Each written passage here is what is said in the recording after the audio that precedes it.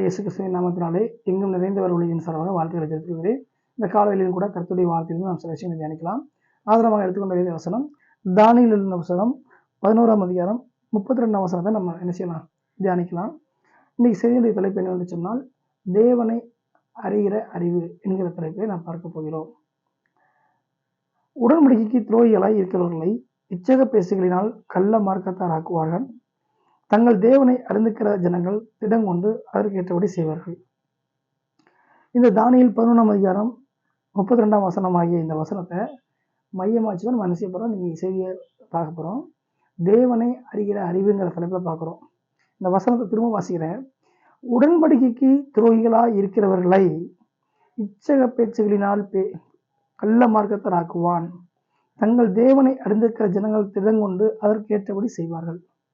இந்த சம்பவம் எதை சொல்லுது அப்படின்னா, இறுதி நாட்களில் இந்த உலகத்தின் முடிவு காலத்தில் இந்த உலகத்தில் என்னென்ன நடக்கும், சாத்தான் எப்படிலாம் ஆளுகை செய்வான், எப்படி ஜனங்களை வஞ்சிப்பான், ஏமாற்றுவான், அப்போ அப்படிப்பட்ட ஒரு சூழலில் ஜனங்கள் எப்படி ஏமாந்து போவாங்க அப்படிங்கிறத குறித்து சொல்லுது. அந்த ஒரு காலகட்டத்திலையும் தேவனை அறிந்திருக்கிற ஜனங்கள் எப்படி அவங்க செயல்படுவாங்கங்கிற அந்த ஒரு விழிப்புணர்வையும் இந்த வசனம் என்ன செய்து சொல்லிக் கொடுக்குது. அப்போ அதை தான் மையம் வச்சு பார்க்க போகிறோம். அதில் இன்னைக்கு தலைப்பு என்னன்னா, தேவனை அறிகிற அறிவு. தேவனை அறிகிற அறிவுனா என்ன? தேவனை அறிகிற அறிவுனா தேவனை நேசித்தல் அர்த்தம். தேவனை நேசிக்கிறது தான் தேவனை அறிகிற அறிவு. தேவன் மேல் வாஞ்சியே இருக்கிறது தான் தேவனை அறிகிற அறிவு. தேவனுக்காக வரைக்கும் கொள்ளக்கூடிய அனுபவம் தான் தேவனை அறிகிற அறிவு. தேவ சமூகத்தில் காத்திருக்கிற அனுபவம் தான் தேவனை அறிகிற அறிவு. தேவ சத்தத்தை கேட்பதுதான் தேவனை அறிகிற அறிவு. அப்போ ஒரு மனுஷனை அறியக்கூடிய இந்த உலகத்துல நம்ம தேவனை எல்லாத்துக்கும் என்ன செய்யணும், அறிகிற அறிவில் வளர பார்க்கணும். மனுஷனை அறிஞ்சுக்குவான், அவன் எப்படி, அவன் யாரு, அவன் எங்க இருக்கான், அட்ரஸ் என்னன்னு அறிவாங்க. இருந்து உலகத்துல போயிடும். அதை விட மேன்மையானதுன்னா ஆண்டவரை அறிகிற அறிவு. ஆண்டவர் யார், அவர் எப்படிப்பட்டவர், அவருடைய காரியம் என்ன அப்படின்னு தேவனுடைய காரியங்களை ஆழமாய் அறிகிற அறிவு தான் ஒரு மனுஷனை நிலையான பகுதியில் நடத்தும். இன்னைக்கு அதான் தலைவரை பார்க்குறோம். அதுல வசனம் அழகா போட்டுக்குது. உடன்படிக்கைக்கு துரோகிகளாக இருக்கிறவர்களை இச்சக பேசுகளினால் கள்ள மார்க்கத்தார் ஆக்குவான். யாருன்னா சாத்தான்.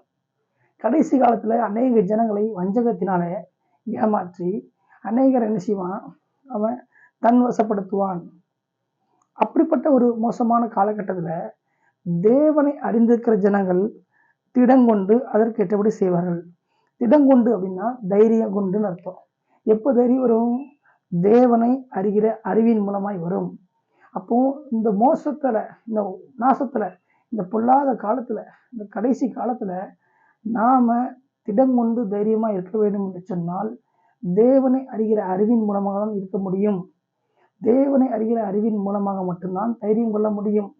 அப்படிப்பட்ட தைரியம் கொண்டால் மட்டும்தான் சாத்தானுக்கும் வஞ்சகத்துக்கும் நாம் என்ன செய்ய முடியும், இனம் கண்டு கொண்டு விலகி இருக்க முடியும்.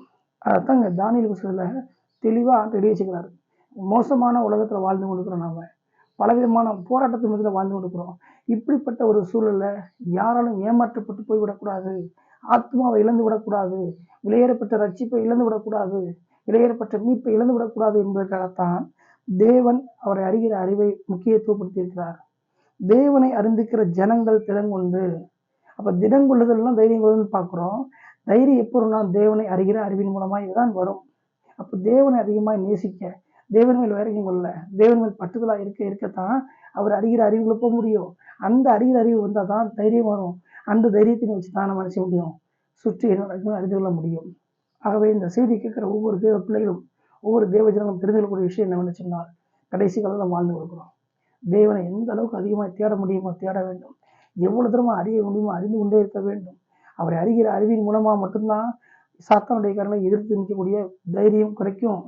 அதன் மூலமாக நம்மை காத்துக்கொள்ள முடியும். ஆகவே இந்த செய்தியை புரிந்து கொண்டு, இந்த செய்தியை எல்லாருக்கும் பகிர்ந்து கொண்டு, வாழ்க்கையில தேவனை அறிகிற அறிவிலை வளர்ந்து பெருக வேண்டும் என்று சொல்லி செய்தி கேட்கிற உங்கள் அனைவரையும் எங்கும் நிறைந்தவர் ஒளியுங்கள் வாழ்த்துகிறது. ஆமென்.